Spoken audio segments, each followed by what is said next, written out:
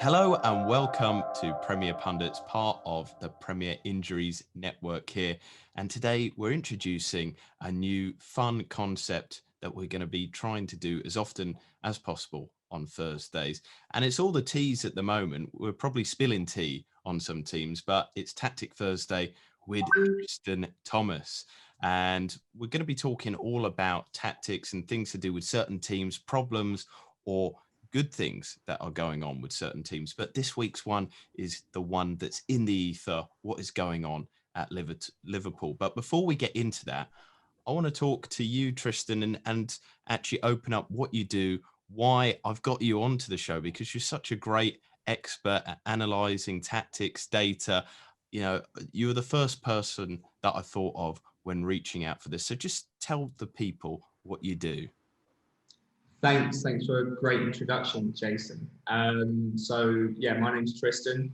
I work here in this office, which is currently empty because we're recording in the evening, in Prague for a company called 11 Hacks, which is a company that works with football analytics and data, basically, to trying to help recruit players for clubs, and then also use data and video analysis and performance analysis to improve players and improve teams. So yeah, I'm lucky to have this job and to live in sunny Prague, as you can tell by my tan. So yeah, that's kind of what I do now. I try and watch as much Premier League as I can, kind of to the side of the other games and leagues that I have to watch for work.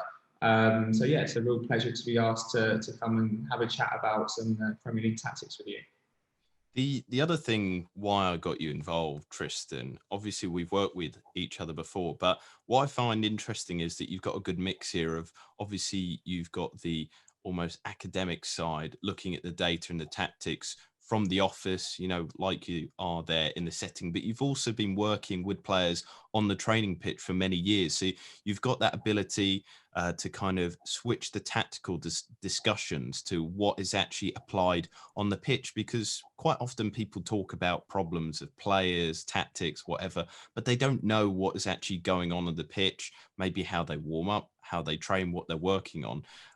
And also, I think you offer a little bit of an insight into the psychology, the mindset of a player as well. So maybe explain a little bit of, obviously now, you know, you're working in the office. I mean, do you miss being out on the pitches?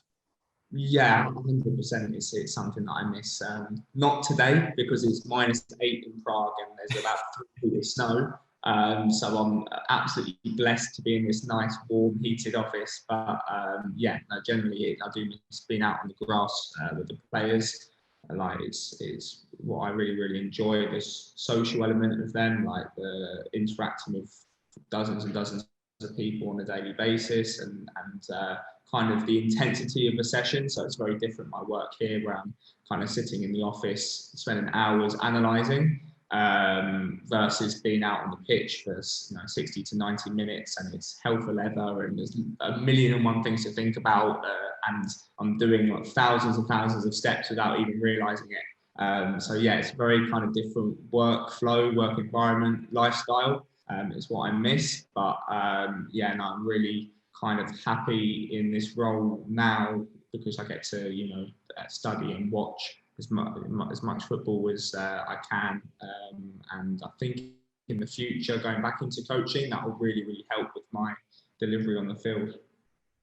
And you said that you work for 11 Hacks, but we are going to have some hacks today as we talk through what is going on, the worrying story of Liverpool. Sunday's result added to what is a terrible tale of what's going on at Merseyside. The Reds are now the first side to lose 3 consecutive home matches the season after winning the title since Chelsea in March 1956, and have 27 fewer points than they did at the same stage last season. So Tristan and I are going to talk through the reasons from a data and tactics perspective of what we think is going wrong. I mean, the obvious thing, and I think people are going to point this out, it seems very obvious, but we do have to start at the back. 0.86 goals per 90 last season. This time around, it's about 1.1 every game. And the obvious link goes back to basically the loss of all their centre backs, but none more so important than Virgil van Dijk. I mean, Tristan, quite simply, why has his absence hurt the team so much? Yeah, I think there's a multitude of reasons why his absence. I think it would kind of maybe be the start of a domino effect as well. His absence, both in the team lineup and tactics, with players having to move in different positions, and both in the kind of adversity of some poorer results earlier in the season, and how that affected the team mentally, and how that's affected Klopp mentally. I think we've seen with some interviews a kind of side to Jurgen Klopp that we've not seen in recent years in England. It kind of seems like he's lost his head a lot of the time with how he's responding to journalists and how he's speaking in the press and calling out other coaches and managers. So that's been very interesting. But yeah, in terms of Van Dijk, I think the main kind of talking point, and it's been covered in all sorts of media outlets, is how, well, one, they're missing the best centre back in the world, which is obviously going to hurt any team. But then obviously you have to fill that place. And where they've had other injuries, Joe Gomez, Joel Matip is just constantly injured. They've had to bring Fabinho back into centre half, and Jordan Henderson as well. And then obviously you miss something from those two guys in the centre midfield. And looking at that loss there, Joe Gomez, as you said, Virgil van Dijk, there's a lot of specialties. You know, people are talking about the defensive loss, and which is what we're focusing on at the moment. But there's also the problem with Van Dijk being missing in the transitional play, the build-up play. I mean, we're going to put up some of the data on screen now for people to look at. And Van Dijk is a monster on the pitch in terms of defense, but attacking wise as well. He's so important. So can you explain, you know, the loss of Virgil van Dijk and Gomez, plus the other centre backs mean that, you know, DMs, Henderson and Fabinho are playing out position, but that's also affected the way that the team move up the pitch, doesn't it? Yeah, so I think it kind of goes back to the summer as well, and some of their summer signings, or I say summer signings, that the window actually extended until September, late September, didn't it? So, but they brought in Jota and Thiago. So overall, tactically, I think Liverpool clearly wanted to do something different. And then injuries to Thiago and some COVID cases earlier in the season, and obviously the Van Dijk injury has kind of scuppered those plans a lot. So I think they wanted to go to an attack that was focused more on playing through the centre rather than going out wide.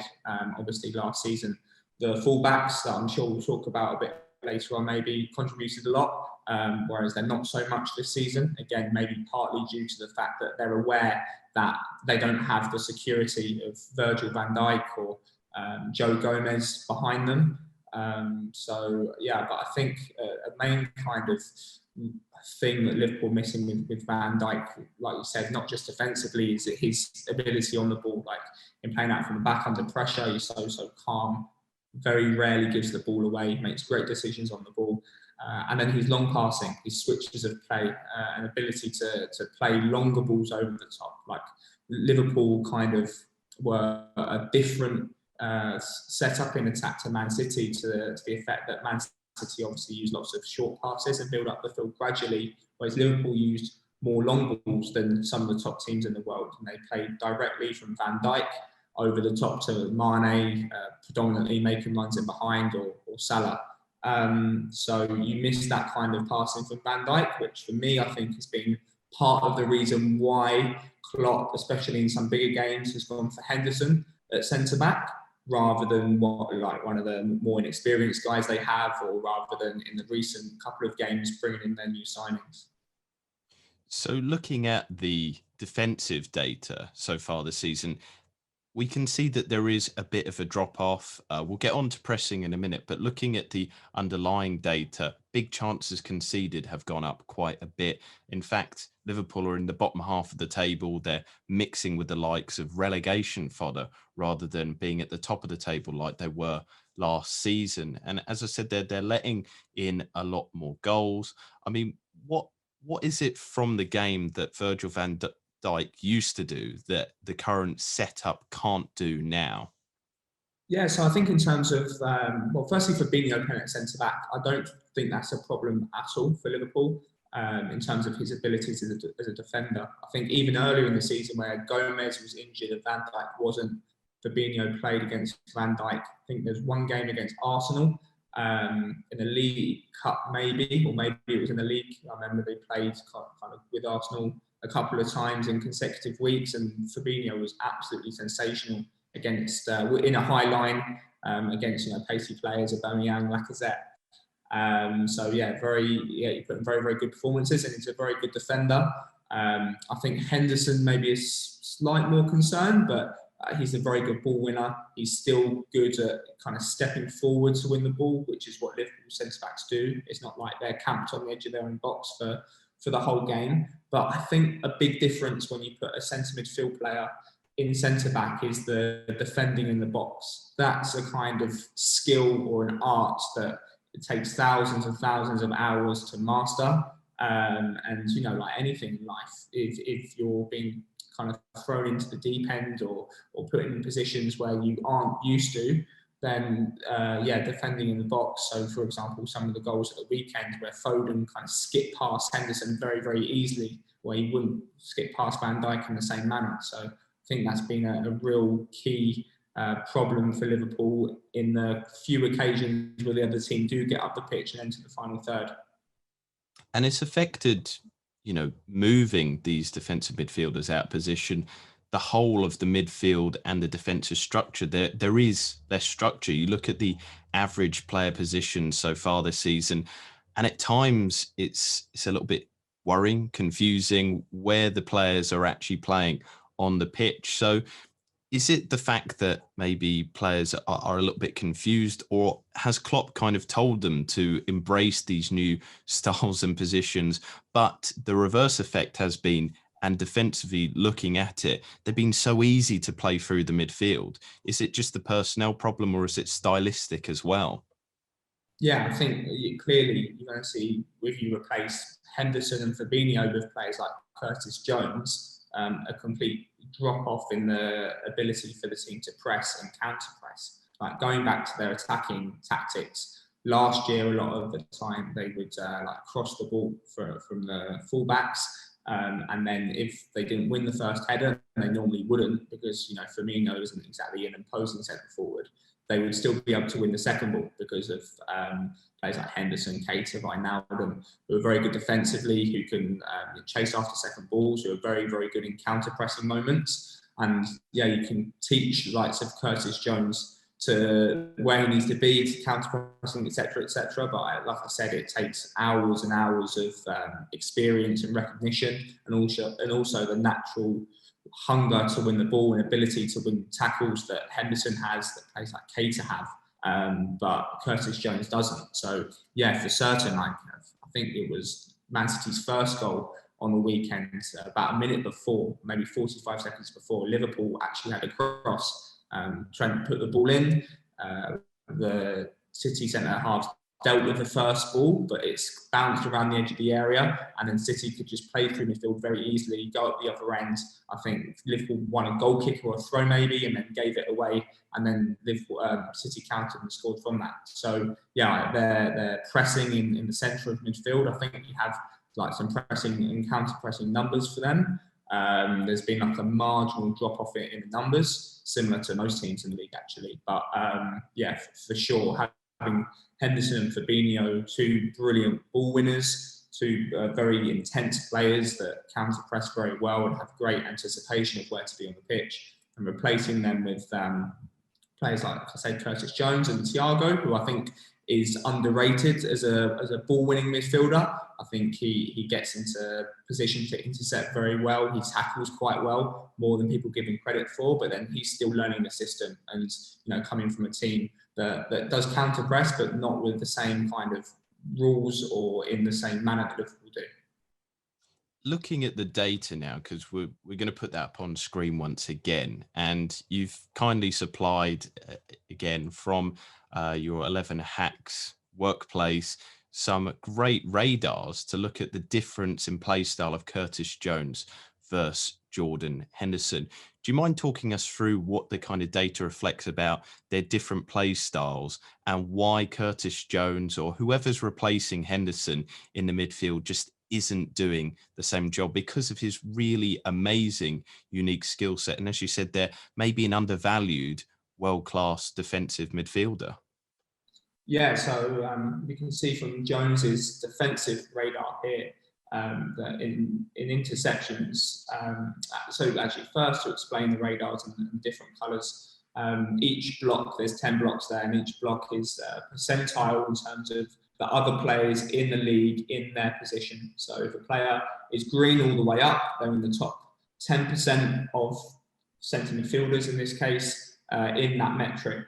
So for interceptions, lost dribble defences, ball recoveries, Curtis Jones is in the bottom 20 to 30%. And that's adjusted for the amount of possessions that Liverpool have as well. So, clearly he's a player who has attacking is his main kind of threat, is his main reason for being in the team. His ability with the ball in between the lines, dribbling ability to find passes, as we can see in his creativity and final third radars. But yeah, so clearly not a defensively sound player as Jordan Henderson, who's good both in the technical aspects of defending and also, as I mentioned, in the tactical aspects and positioning, where to be, etc. So for Liverpool, who traditionally and in the last 2 or 3 seasons have had a very, very defensively solid midfield, and the creativity has come from the 3 guys up front who are absolutely world class, all of them, and 2 world class fullbacks.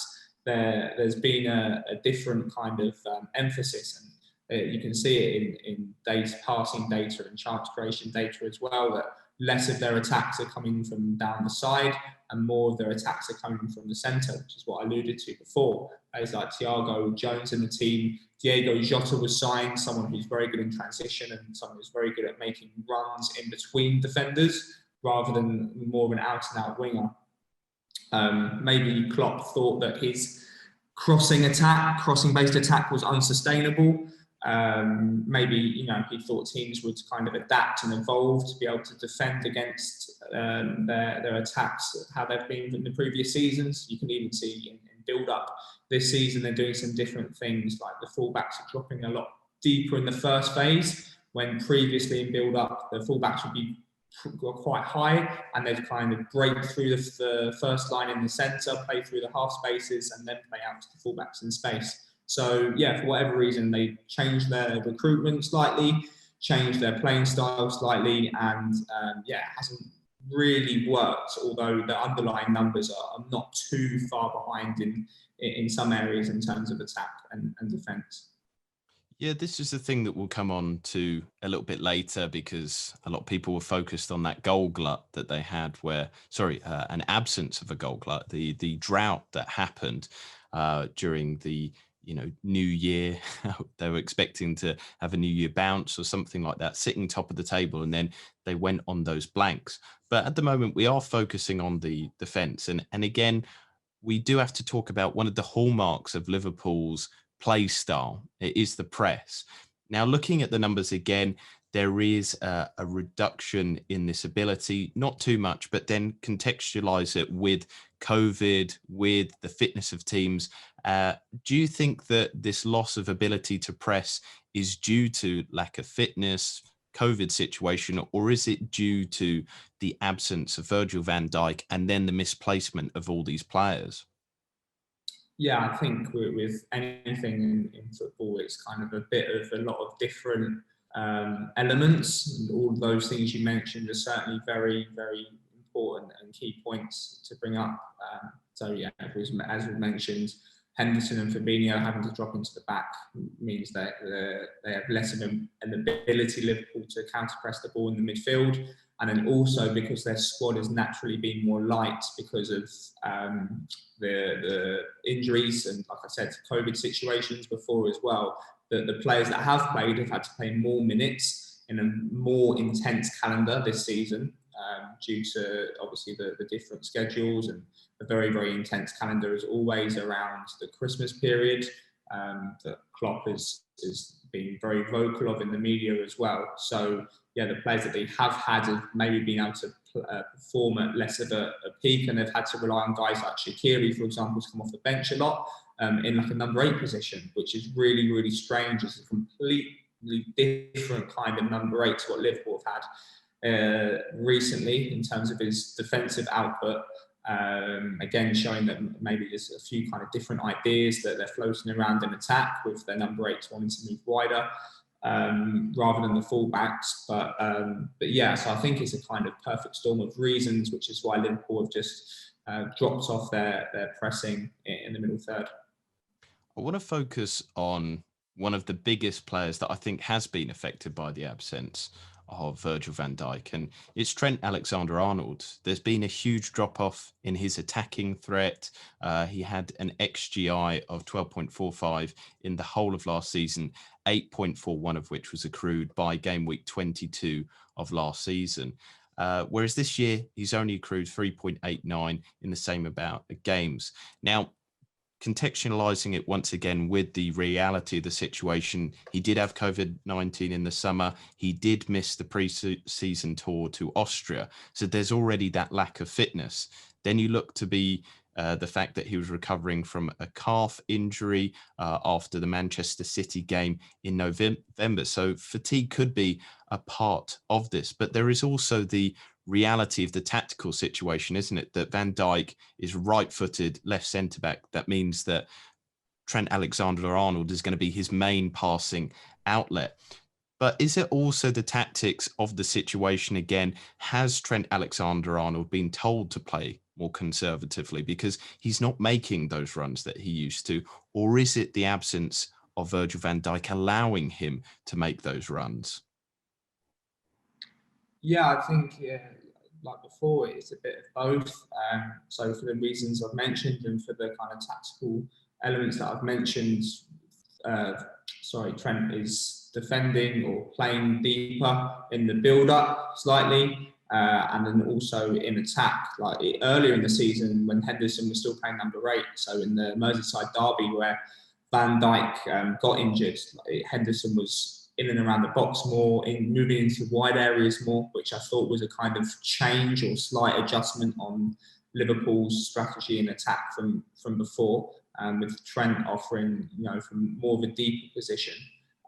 So yeah, I think that's a real key difference in the 2 seasons, what you mentioned in terms of the expected goal involvements of the fullbacks. So I think, like we said, for all those kinds of reasons, Trent Alexander has had less goal involvements, and also maybe, as I alluded to before, in terms of the other teams sussing out Liverpool's crossing attack and the best areas of the pitch and the best areas of the box to defend, which is normally the back post from Alexander-Arnold crosses, which was really well documented as maybe their best kind of attacking strategy last season.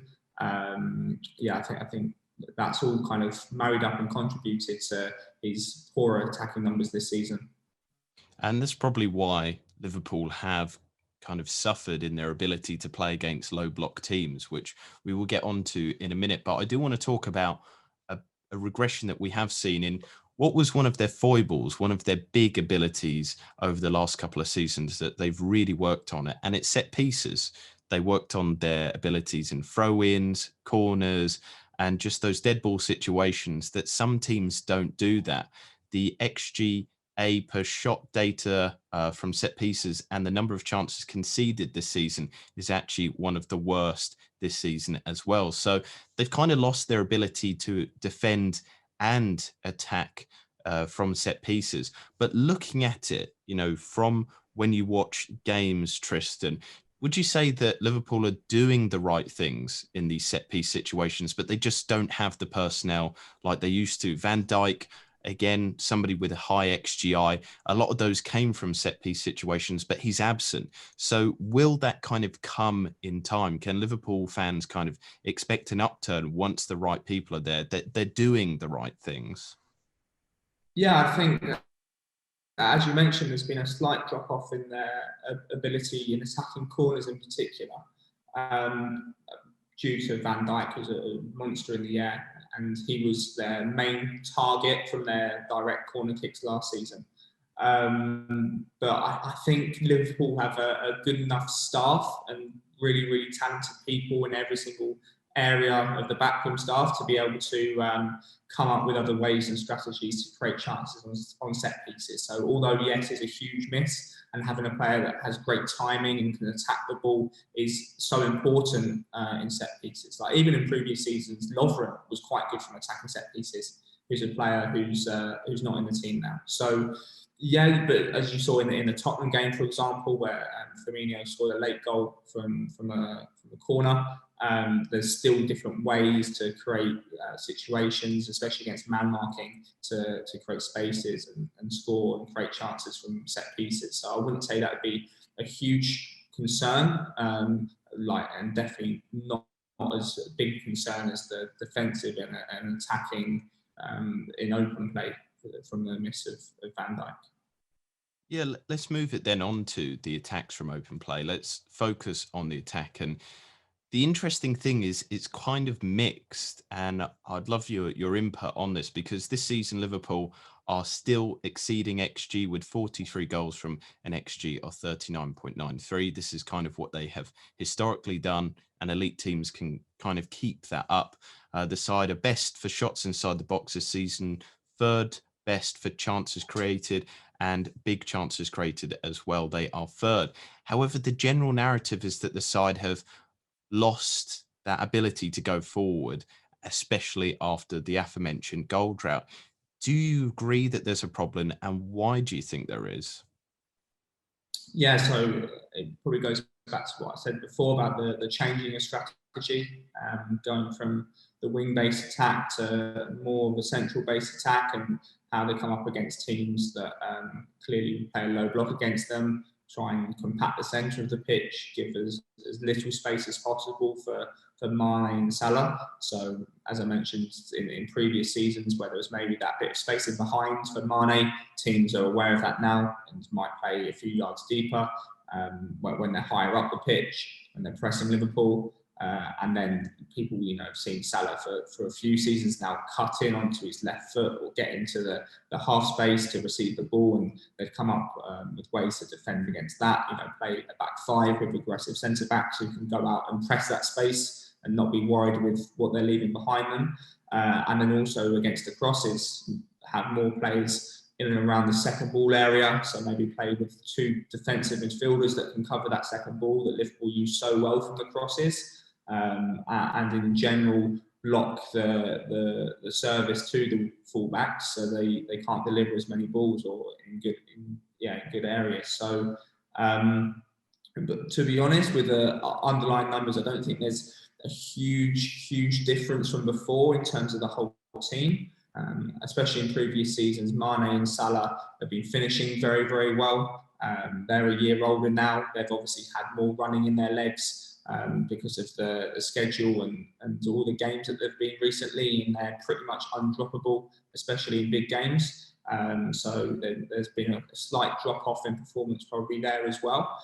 So yeah, a multitude of reasons as to why they've not improved in attack, and I think it's kind of maybe a process of a couple of months for them to get this new look attack right, with Thiago providing a lot of creativity from the holding midfield area.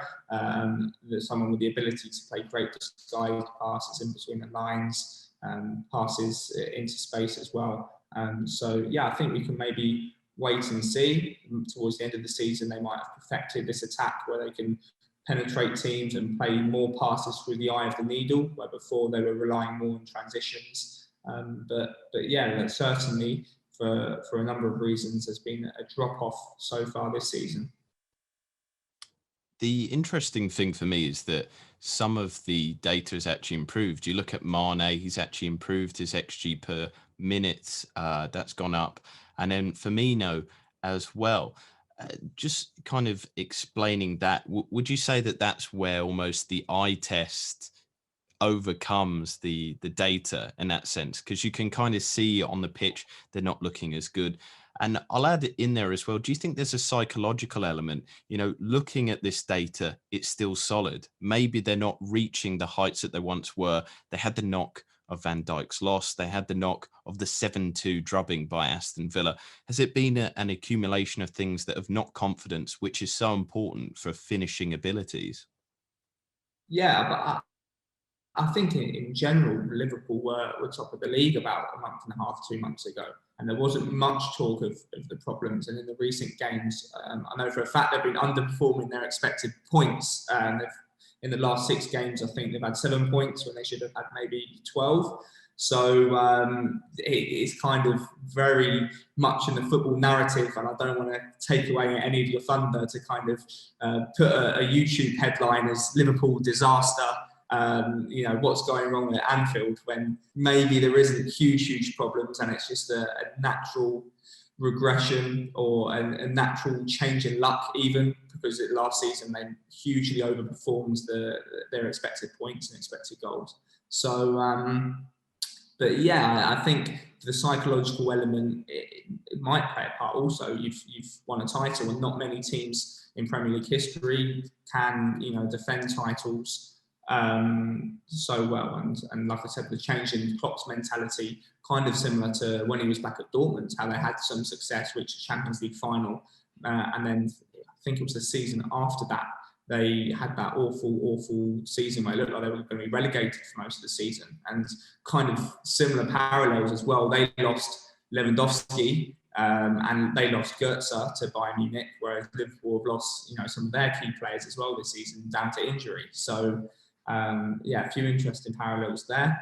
But I think overall it's maybe a couple of weeks too early to start talking about some kind of crisis or unnaturally poor performances.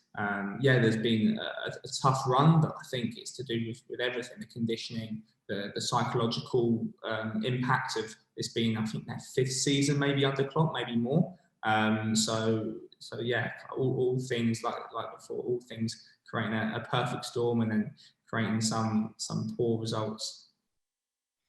You mentioned conditioning there, and of course we are Premier Injuries, and so we've got some great data supplied by Ben. He couldn't be here tonight, but he wanted to talk about how there's actually been an increase in total time loss absences. So in 2019-20, Liverpool had 356, whereas in 2020-21, there's been 435. However, he did contextualize it and say, when you factor in COVID-related absence, that's only an increase of 5%. So it would be 374. But even so, 356 to 435 with COVID is a huge number. And he said that actually Liverpool are one of the biggest increases from last season. You look at the cumulative figure of missed Premier League games, and Liverpool sit right at the top there, well ahead of Manchester United in second. Liverpool have 132 Premier League games missed from their players and 80 from Manchester United. And he said as well, United include Phil Jones and Marcus Rojo, who you'd think probably wouldn't be playing in that team. So kind of looking at that, and I think this is something that I was trying to steer the conversation onto, but does it feel at times that this is a perfect storm for Liverpool and it's just one of those unlucky seasons? I think looking at the history of football in the modern context, you can look at maybe Pep Guardiola at his time at Barcelona, and players talk about their fatigue, maybe not physically, but mentally, from playing such a high intensity style. Do you think that that kind of comes into it as well? Whereas with Manchester City this season, because they have a larger squad, because they have that ability to rotate, they haven't missed as many players, and they don't have those holes in the squad, which really kind of have costed Liverpool. Yeah, I think that's spot on. I think the mental fatigue, as I mentioned, after a few seasons now of Klopp, a very high intensity style in terms of pressing, in terms of the tactical details that each player has to bear in mind before the start of every game. It's only natural that the players they currently have and the players that have been with them for the last few seasons would experience some kind of fatigue, alongside the busy game schedule as well, which is maybe part of the reason, like we said before, of their new and different signings and change of style of play in many ways. So, yeah, I think that it's a very, very good point. Man City, for example, last season were much poorer compared to previous seasons, and even at times in the beginning of this season had a few strange results and a few pretty bad performances, but they've kind of regenerated with their build-up structures. Their fullbacks are starting a lot deeper. And they're playing without a striker a lot now, so they've kind of changed a few ways. Their wingers are playing wider, whereas at the start of the season they're playing more inside. So he's kind of had to change his methods to solve how other teams are trying to stop them and play compactly against them and stop them from creating chances. So maybe it's time for Klopp to continue to do the same thing and in a few weeks' time, like I said, maybe it start to click and Thiago will fit into the team a bit more after a couple of poor performances in the last few games, and things will start going swimmingly again. Let's look at maybe a positive then of this situation. On top of the evaluation that we've done, that things shouldn't be looked at so hard. It is probably just one of those seasons where things have really gone against the Reds. But can we expect improvements due to these defensive signings? I mean, one of the first questions that I have for you, Tristan, and this is, I suppose, focusing on the fact that you have been on that side with coaching players, welcoming them into new teams. Why have they not been in the team yet? We talk about the Liverpool team being in crisis with defence, and it would be so good to see the likes of Henderson and Fabinho back up into the midfield. Why haven't we seen Kabak and what's the other one to say? Davies. Why haven't we seen Kabak and Davies start yet? I think in the last game in particular, they're playing one of the best teams in the world. So to throw a championship centre back or a centre back who's been playing in probably, definitely the worst team in the Bundesliga, one of the worst teams in Europe this season, to chuck them in against that Man City attack would be very, very harsh. And their Liverpool career, might have been over before it kind of began in a like Lloris Karius type fashion. So yeah, maybe that was the best idea. That even though they lost in the end, Liverpool quite poorly at the weekend. And like I said, like Van Dijk is such a good player with the ball, and there may be concerns around the Kabak in particular, that he's been playing for Schalke, who are a team that play in a low block, play really bad football, to be quite honest. As I've said, like under Wagner last season, he played like a 5-4-1, really, really rigid, turgid football, which is a complete change, a complete antithesis of how Liverpool play.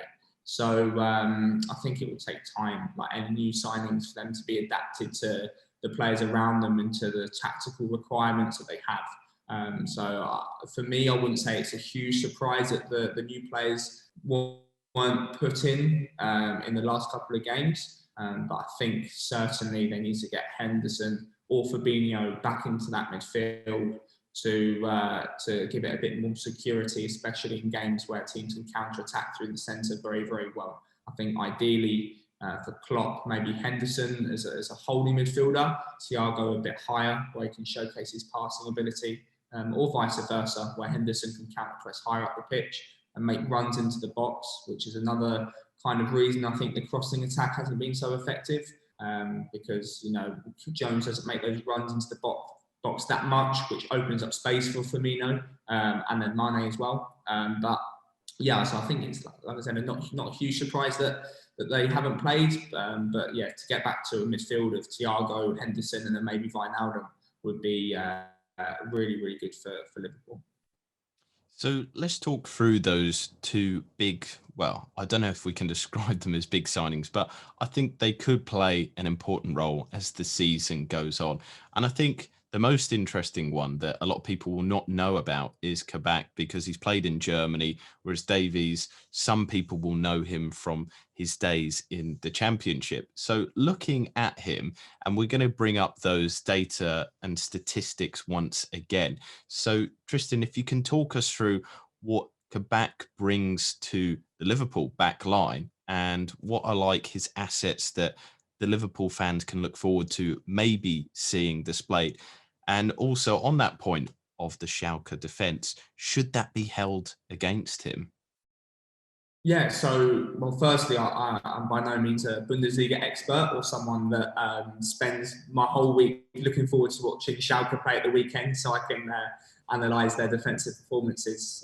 But yeah, from the video and from the data as well, Kabak is clearly a defender who likes duels, tackles, challenges, likes to battle a centre-back in a kind of similar way to Van Dijk, which is what you miss with a midfielder playing back there who doesn't have to do the same role. Whereas Davies is then more of a kind of spatially orientated, quite clever, good on the ball in terms of long balls as well, centre-back. So, yeah, there are two different styles of defenders. And having seen Liverpool's recruitment in the past, and obviously their use of analytics and data on recruitment and their ability to spot talents and find players that are going to fit into their system and also are going to flourish in the future and be able to maybe sold for a big profit. You know, I would be a very brave man to bet against the two signings. Maybe kind of strange, the price ranges we're talking about and the level of football we're talking about. You know, we're talking about replacing the best centre-back in world football. But yeah, so I think they can still expect a lot from these two players, and they've got great coaches at Liverpool, and like I said, a great recruitment team that scouted these guys. So I think Liverpool fans should be feeling quite positive about these guys coming into the team and giving them a bit more depth. But looking at Kabak's abilities there, you've kind of broken some of them down. What is his data kind of suggesting about his abilities? You know, some of the things that I've written down is his 89% pass accuracy, 3.2 final third passes per game. I mean, what kind of stuff are we looking at here in terms of the radars that you look at as well? Is he in the upper percentiles, or is there something for him to grow? Because he is still fairly young as centre-backs go. Yeah, so first in terms of on the ball, his through balls is very high. So that's kind of showing how Schalke would play a deeper kind of block and look to play passes in behind more. But he's very accurate in that. So he's got a very high number, over 0.2 per game, that puts him in the top 10% of players in the Bundesliga in that aspect. Defensively, in the top 10% in terms of the number of tackles, and also in the top 20% in terms of the percentage of those tackles that he wins. The same with challenges and air challenges, where he's around average or above average for a player in the Bundesliga. And winning balls in the opposition half as well, which is interesting for a team that's, you know, below average for the Bundesliga and doesn't press so much. He's actually in the top 30% in terms of the balls he wins in the opposition half, which is so important for Liverpool's front foot style at the back and their pressing strategy. One of the big questions I have for you is one of the things that Liverpool are missing this season. He scored 3 goals from set pieces in 2019-20. What does his data suggest about his ability to win aerial duels and attack the ball in that important box area in set pieces? So for Kabak, his air challenges are around average or just above average in terms of the percentage that they're won, which is probably quite good, because then if you think about it, he's in one of the poorer teams in the Bundesliga. So to be around average in a statistic means, you know, he's probably overperforming for the players that he's got around him and the teams that he's actually in. In terms of attacking set pieces, so it's not something I've looked at much with him. Like, he's not a huge centre half. I have here 185 centimetres.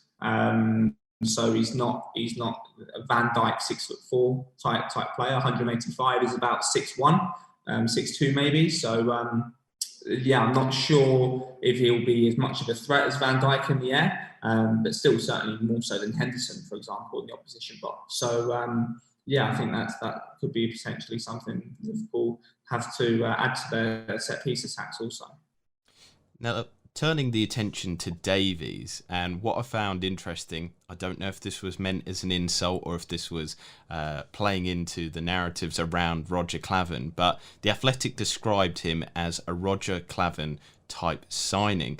And interestingly, they do actually share some very similar data sets. If you look at Smarter Scout, the comparisons are quite akin to one another. He does seem to have good ball playing abilities, and again, according to Smart Scout, what stands out to me is something he'll be able to improve on is his ball, or he will have to, is his ball recoveries and interceptions, which are integral to the pressing style of Jurgen Klopp. So what kind of underlying data is there for Davies? Again, what can the Liverpool fans expect from him? Is he a very different player to Kabak?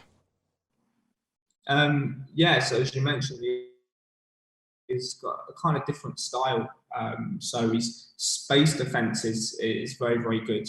And he's 1v1, a good defender also, and doesn't give away many fouls in that respect, but is less of a kind of dual winner than Kabak. So again, a good player for Liverpool in terms of someone that can anticipate space well and where the ball's going to go and get himself in the correct position. Gets few yellow cards, similar to Van Dijk, surprisingly for a centre-back. And then in terms of his passing, he's not as good as passer as the centre-backs Liverpool have had in the past and have now. In terms of the accuracy and the amount of passes, also, coming from a team in the Championship that doesn't play the most expansive and fluid style of football of all the teams in the Championship. So maybe a slight mismatch in playing style there again. However, his long passing numbers, percentage-wise, and also the amount of long passes are quite good. So, that would suggest that he can maybe replace Van Dijk in that respect. And also, he's a slightly more experienced centre-back than Kabak in terms of his age and the amount of minutes he's played in his career. He's got, I think, 5 years extra on Kabak. So, if you're talking about those big games against good teams and where you need that slight bit more experience, then he could be a slightly safer pair of hands, although he's come from a mid-table Championship team to one of the best teams in England. So it is quite a strange jump, but once again, I'm not going to bet against Michael Edwards and the team there at Liverpool. The interesting thing is, would you say that these are almost a perfect two combination? Because it seems to me that the fullbacks of Kabak are complemented by the more conservative style of Davies. Could you see this as almost a substitute back to when Gomez and Van Dijk are fit, or they might even interchange with one another? Yeah, honestly, it's very difficult to say how they're going to fit into the team, whether together, whether one at a time, even, who's going to play on what side. Is Fabinho still going to play at centre-back? Because then they've got the opposite problem of now they've got Henderson, Thiago, Wijnaldum, Jones, Fabinho, all vying for positions in the midfield, all very, very good players. So, I think it's too difficult to say at this stage to what extent they'll be used, who's used the most. Liverpool had signings, like good signings in recent seasons. Minamino, for example, that just didn't quite fit into the system, and Klopp didn't really like for some reason, and probably because of his work off the ball. So it's very difficult to say how they'll get on with the other players around them and Klopp, and how much he'll kind of rate them after seeing them in training. So, I think it's too early to say. For me right now, based off of the data and a few bits of video that I've seen on the two players, to really say what kind of role they will play in the squad. But it's very, very good recruitment in terms of the style of centre-back and the mismatch of styles there compared to Liverpool. So what I can say is there's no mismatch here. It's been all good, all positive in terms of our first tactic Thursdays with Tristan Thomas, all the teas and all the good stuff here. And just to remind people, Tristan, what is your Twitter account so that people can check you out, and also the 11 hacks as well? Yes, so on Twitter, I'm at Tristan T Coach. I'm not so active on Twitter in terms of tweeting myself anymore. I'm obviously on there for the great contacts on there, following Premier Injuries, of course, as well, and Ben Dinnery, so I can see what players to put in and take out of my fantasy team. But so yeah, I don't want to disappoint anyone that I'm not so active on there. But yeah, give me a follow and shoot me a DM or something. And if you want to discuss anything about tactics, football, data, anything like that, that'd be fantastic. So yeah, you can find me on there. And then 11 Hacks, just Google. They have a website. They're on, I think, Twitter as well, but not very active. To find out more about the sort of things that we're doing here. But as always, I thank everybody for listening, and make sure to like, subscribe and share, as these videos will be coming out soon. On top of all the other great content we have here at Premier Injuries, of course, we've got the Fantasy Doctor with Dr. Raj, and Tactic Thursdays are going to be a firm set piece within our great work here at Premier Injuries. But for now and for always, thank you so much, Tristan, for your time today. Thank you, Jason. Yeah, cheers for having me on.